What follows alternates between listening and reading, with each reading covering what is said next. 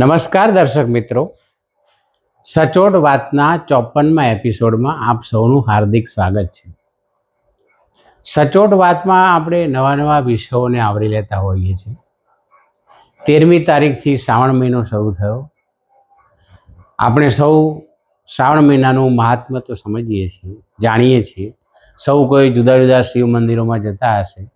ગુજરાતમાં એવું કોઈ ભાગ્યે જ ગામ હશે કે જ્યાં શિવ મંદિર નહીં હોય. મહાદેવના મંદિર વિનાનું ગામ તો કોઈ હોય જ નહીં. આપણે ત્યાં ગુજરાતમાં ભવ્ય શિવ મંદિરો છે, કેટલાક પ્રાચીન છે અને હવે તો નવા નવા ભવ્ય શિવ મંદિરોનું ગુજરાતમાં નિર્માણ થઈ રહ્યું છે. પણ પ્રાચીન મંદિરોનું એક અનેરું અને અનોખું મહત્ત્વ હોય છે.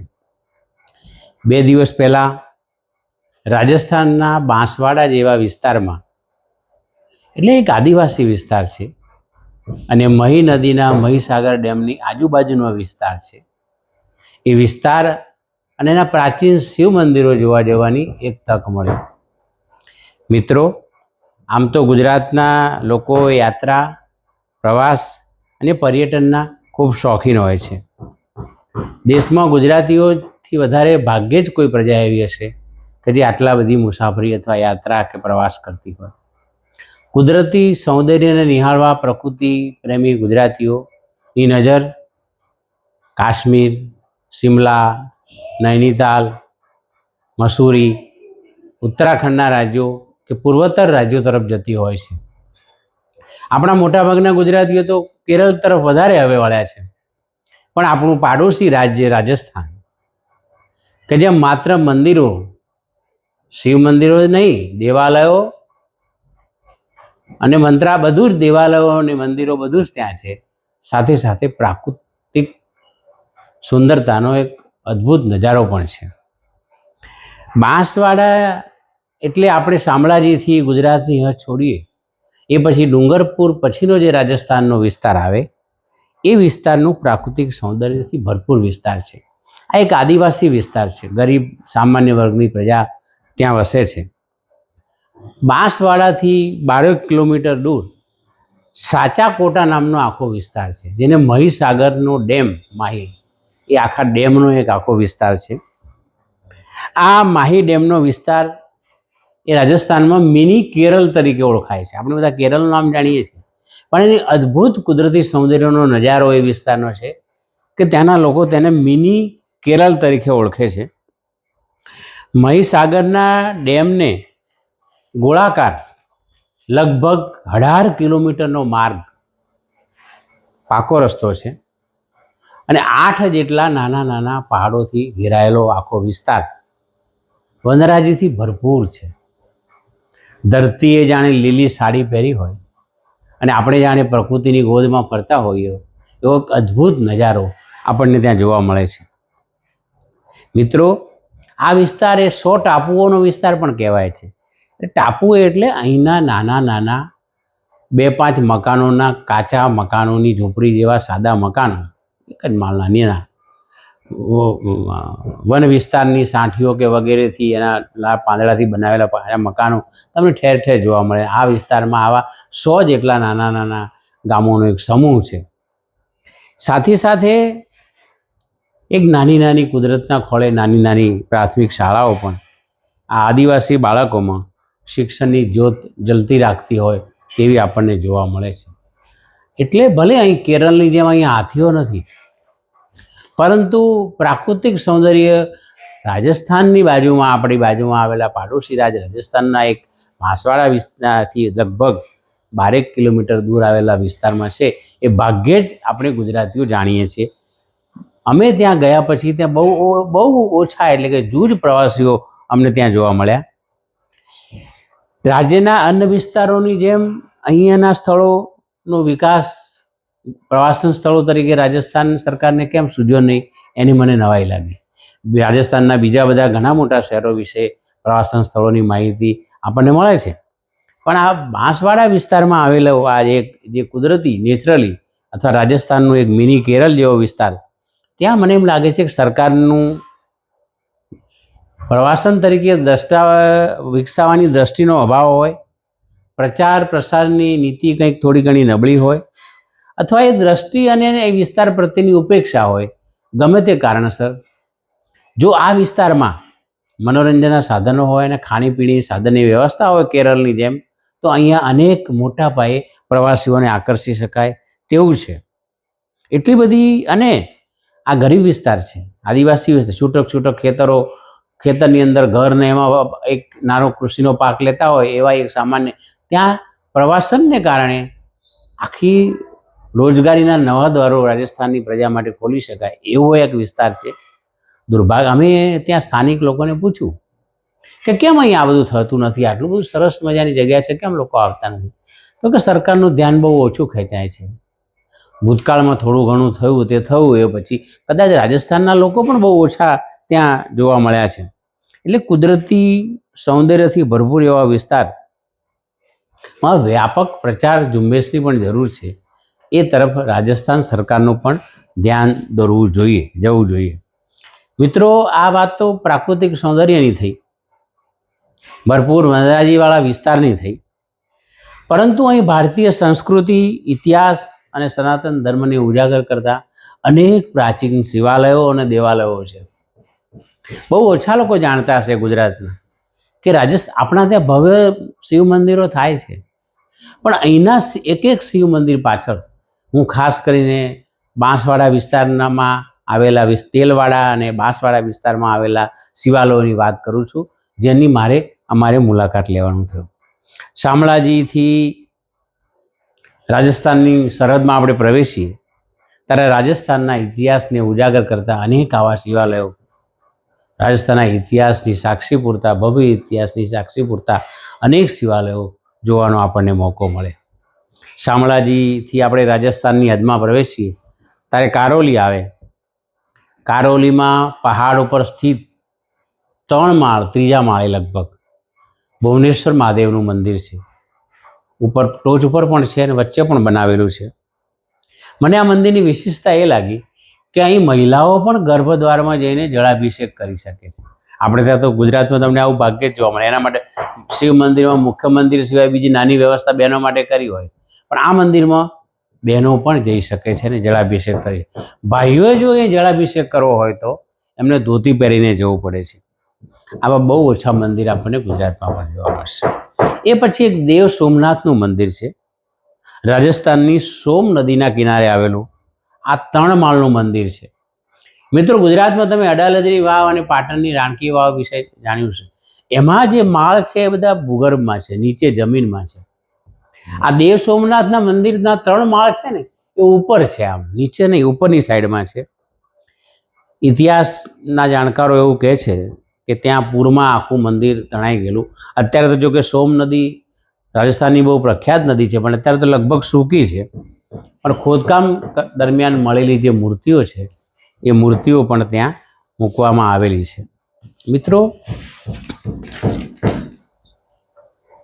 એ પછી બાંસવાડા રાજસ્થાનનો એક મોટો જિલ્લો છે. બાંસવાડા, ડુંગરપુર ને પ્રતાપગઢ આ પ્રમાણમાં રાજસ્થાનના પછાત, આર્થિક રીતે પછાત વિસ્તારો ગણી શકાય.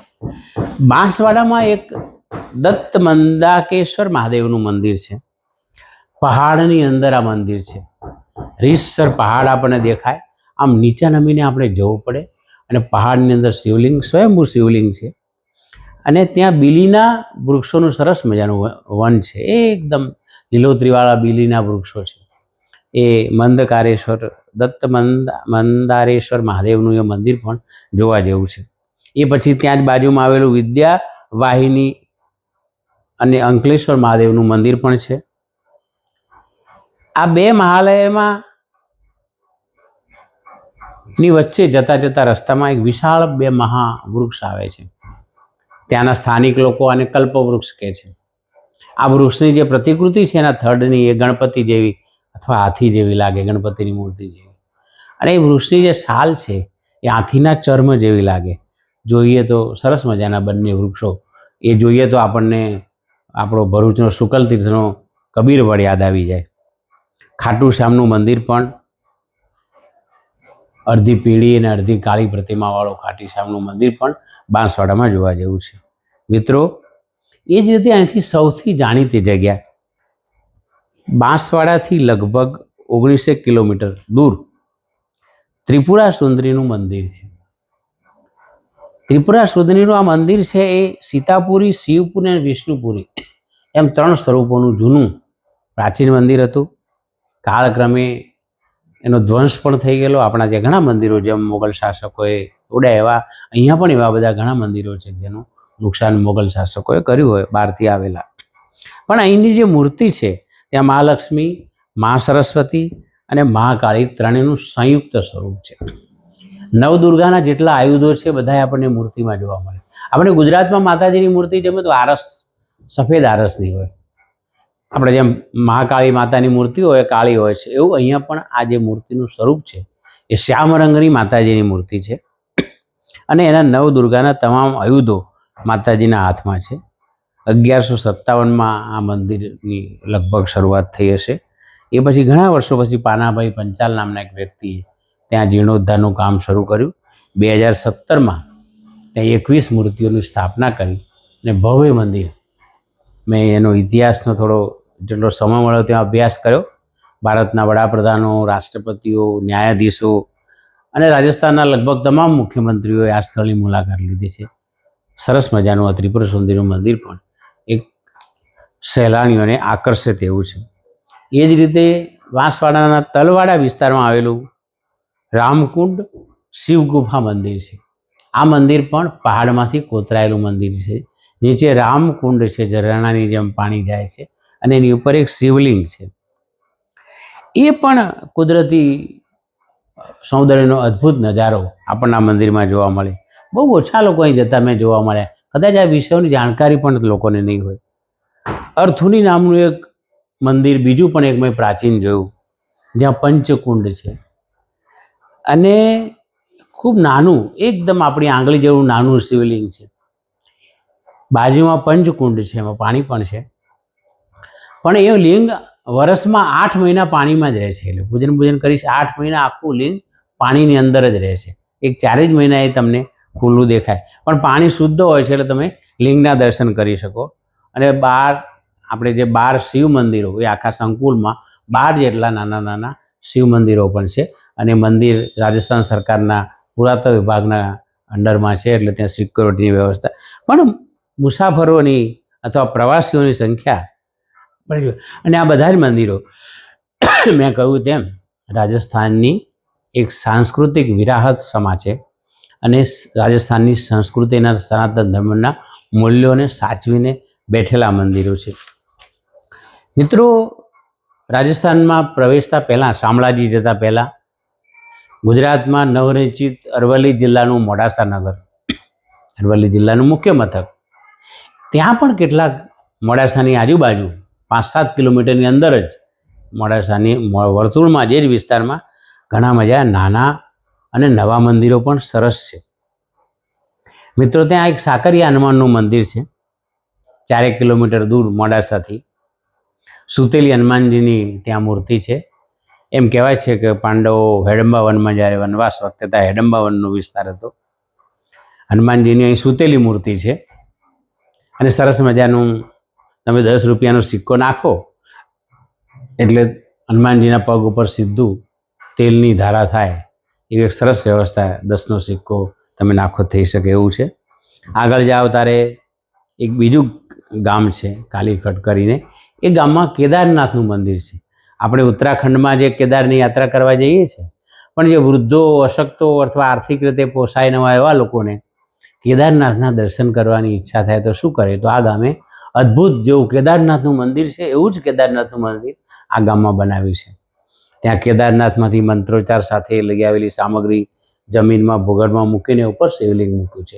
એટલે વિધિપૂર્વક મુકાયેલું એ સરસ મજાનું અદ્ભુત કેદારનાથની આ પ્રતિકૃતિ જેવું એ મંદિર પણ જોવા જેવું છે. એ જ એની બાજુમાં જ